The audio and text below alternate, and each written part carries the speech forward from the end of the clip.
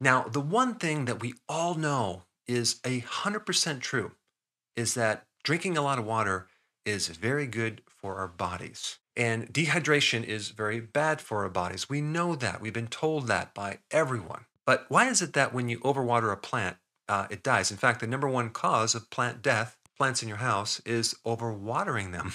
We also know that to make a really good wine, you have to not put too much water. In fact, certain really good winemakers found that if you don't overwater, if the plant or the grapevine goes through a short period of no water, the roots will go deeper and the flavor of the wine is greater. You have a lot more phytochemicals because that plant adapts. And we also know that nutrition is good for our bodies, right? You have vitamins and minerals that act as cofactors to help all the biochemistry, the biochemical reactions in our body to make us healthy. But the time restrictive eating, the fasting, also at the same time greatly benefits the biochemistry of your body. And the two main types of fasting is water fasting, okay, and dry fasting. When you do water fasting, you're basically not eating, but you're drinking liquids. When you do dry fasting, not only are you not eating food, but you're not drinking water. So that is a topic I want to touch on and just explain something that's actually quite fascinating. And you may want to consider doing a short dry fast. One of the biggest benefits of fasting is something called autophagy.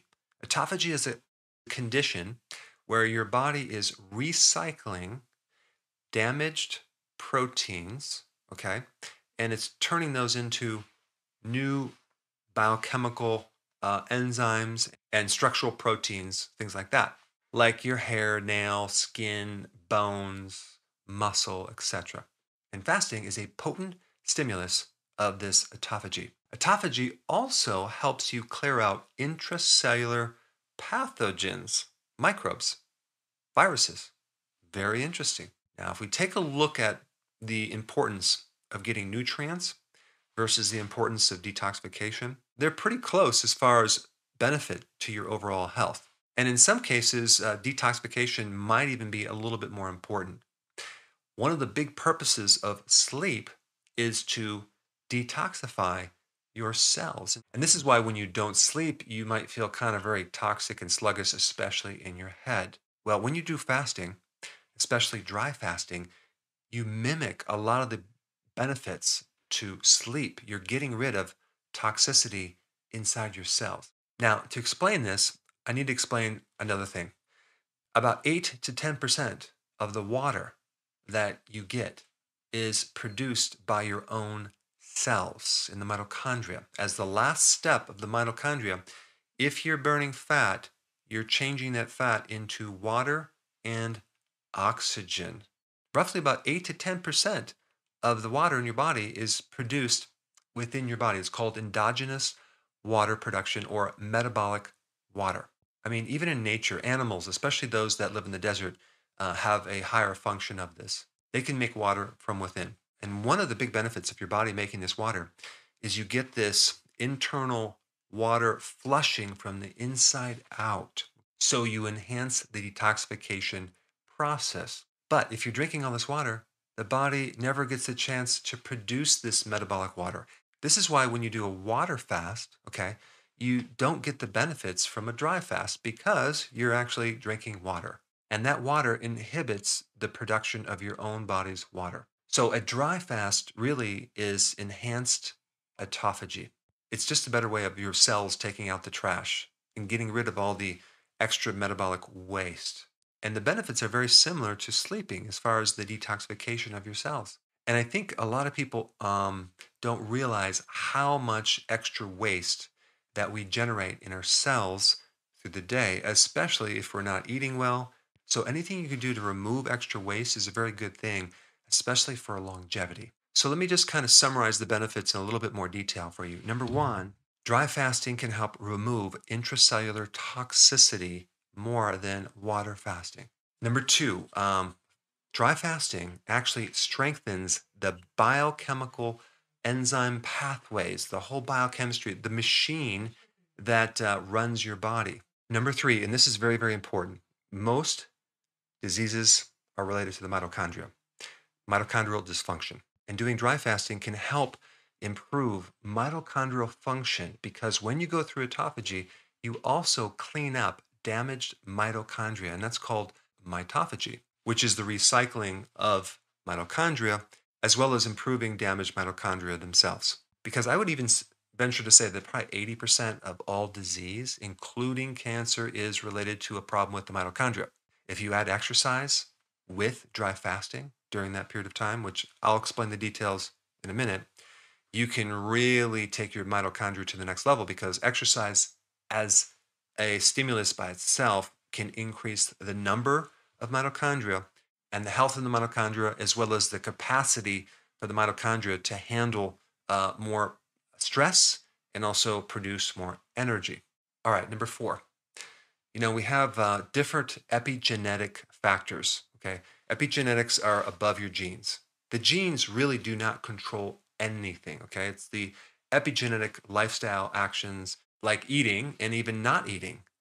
Short-term starvation or fasting is a very potent stimulus for survival. And so is cold therapy because our bodies have evolved, not in very comfortable environments, but environments that were very, very cold and environments that we didn't always have a lot of water. And so if we inhibit the production of water at certain parts of the day, it just may be very therapeutic to the cells just because we're going back to how our bodies were originally adapted. They did not involve with constant food, constant comfort, a lot of water all day long. Number 5, dry fasting can mimic some of the benefits of a deep, rejuvenating sleep. I mean, sometimes I'm wondering if someone's really tired because they're tired, or are they tired because the accumulation of metabolic waste that has accumulated through the day or from some of the things that they ate. I personally know when I fast, I don't get tired as much as when I'm eating, and I feel better and I don't need as much sleep. And even the real deeper purpose of sleep is detoxification of metabolic waste. And the last point I want to bring up is just there's not a lot of people who do any type of dry fast. And it's one thing that we're told you must always drink so much water to be hydrated. But dehydration as an epigenetic stimulus is something that I think you should just test out for yourself. Yes, there are people that do 3-day dry fast or even longer. I'm not suggesting you dive into that. What I am suggesting you test the waters on, no pun intended, is let's say, for example, you're fasting for 16 hours, okay, or 18 hours. Just try not to drink any water in that period of time. Then when you eat, okay, your eating window, that's when you start getting your liquids. And I do suggest you drink a lot of water, right? Like maybe 2.5 liters to get all your fluids within your eating window. Okay, now I'm not saying to force yourself to drink, but the point is that, for example, if you have a weakness with kidney stones, well, you're going to have to get more fluid in your body. But you should just see how you feel if you can go 16 or 18 hours or even 20 hours without drinking any water while you're fasting. What about the coffee in the morning? Well, you could actually take a green coffee extract. Okay, it has caffeine in it. So you get the benefits of the caffeine, like so you don't have withdrawals from your coffee, yet you're not drinking the fluid of that coffee. So you get the feeling of coffee, but without the fluid. It's just an extra thing to look at. If you want to enhance the epigenetic factors, you may want to consider or look into doing a dry fast, a shorter one to start out, and then experiment a little bit longer. Now, if you're new to fasting by itself and you need to know how to do that, you should probably start out with this video right here.